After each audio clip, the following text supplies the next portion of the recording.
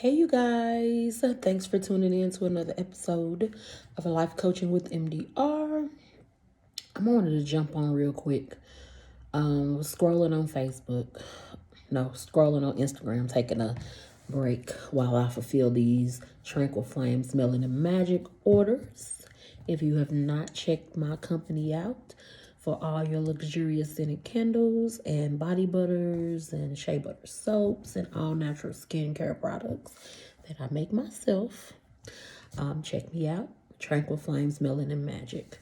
But scrolling on Instagram and come across a video where a man earlier today or yesterday posted about killing his ex-girlfriend who was pregnant, and then going to kill his ex-wife, who he felt like started his depression due to a custody battle and whatever that was going on during that custody battle.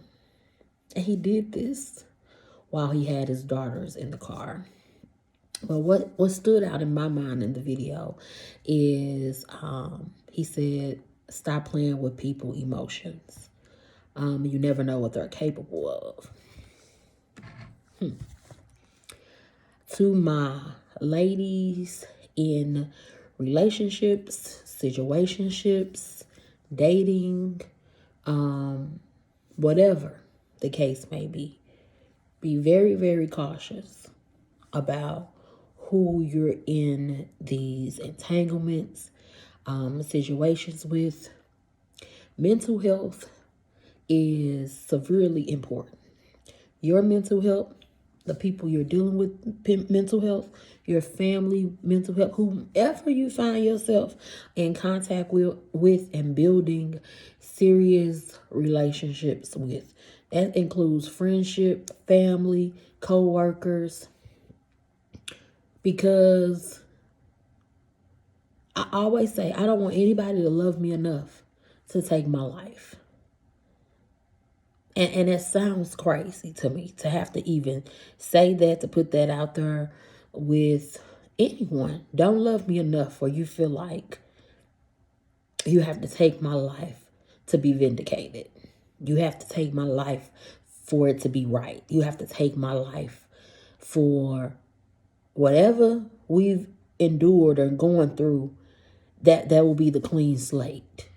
And then not only you take someone else's life, you'll take your life. I really want people to understand, even people that are fighting depression on a daily basis, anxiety, stress. I've told 1 million people that I've encountered. Therapy this year was one of the best things, one of the best gifts I've given to myself.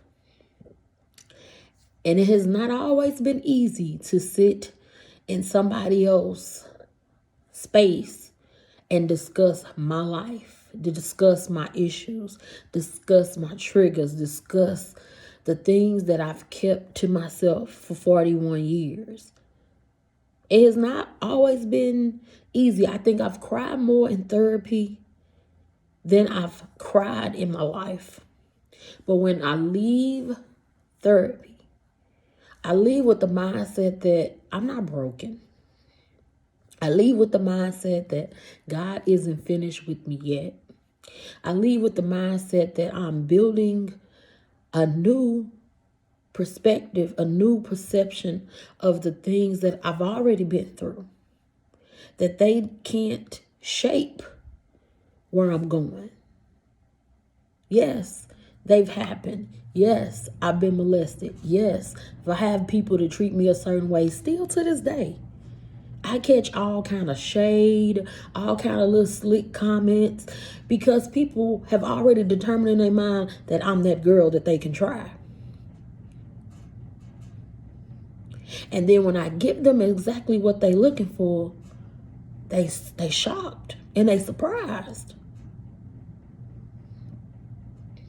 But I'm saying this to say, get some help. Whether it be you journaling, whether it be you drawing, whatever the outlet is, the safe outlet is, get you some help. Black folks, there is no stigma about us taking charge of our mental health. We are erasing that BS. It is okay to go get a therapist. It is okay to go speak to somebody about the things that you've been through.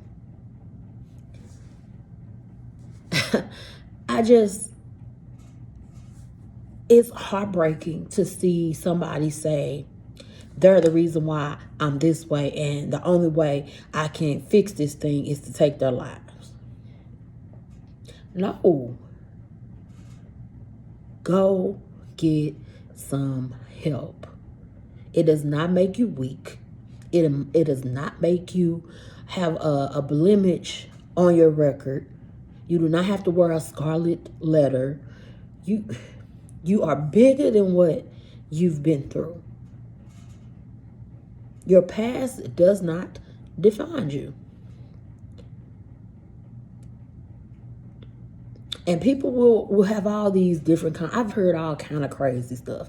And again, people they feel like they can say these type of things to me because they feel like I'm this nice, sweet girl, gullible, who don't have any feelings, but yet I'm too sensitive, but yet I'm too emotional. So, what was I saying? You know, oh, you've been molested, so you're always gonna feel this type of way. Bullshit. Excuse my language.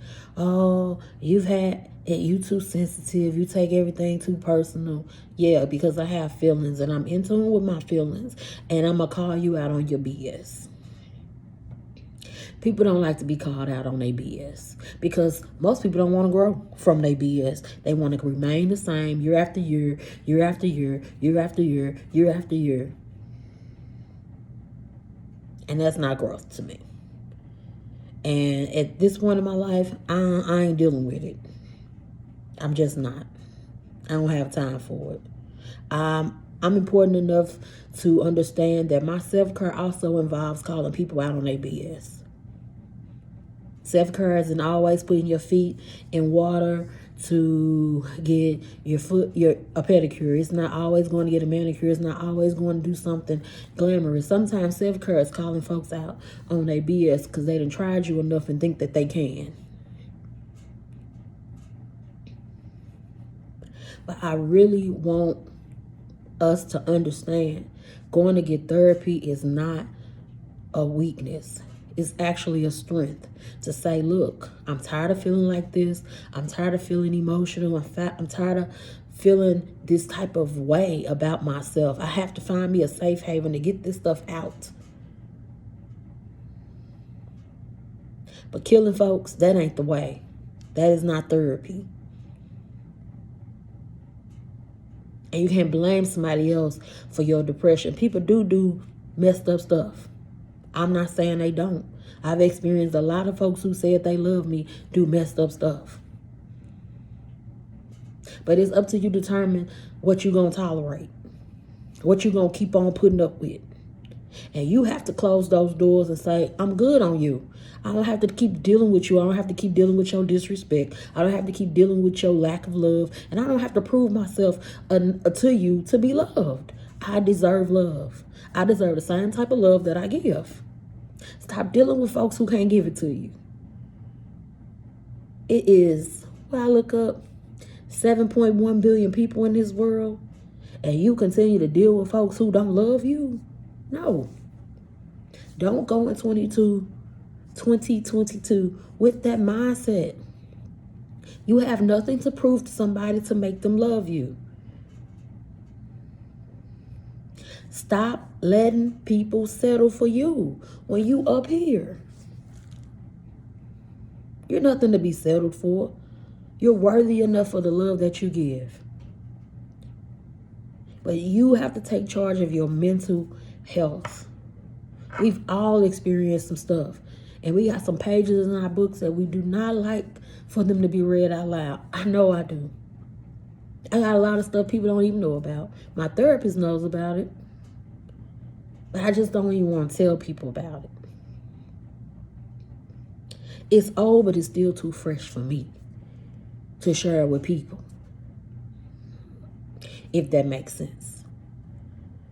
But I'm finding my way through my journey to get that stuff out. It can be toxic, holding on to all that pain, all that struggle, all that strife. Get some help. Take charge of your mental health. It is important because you can thrive as a person with happiness and joy and all these great things that are inside of you because they're so tainted by what you've been through.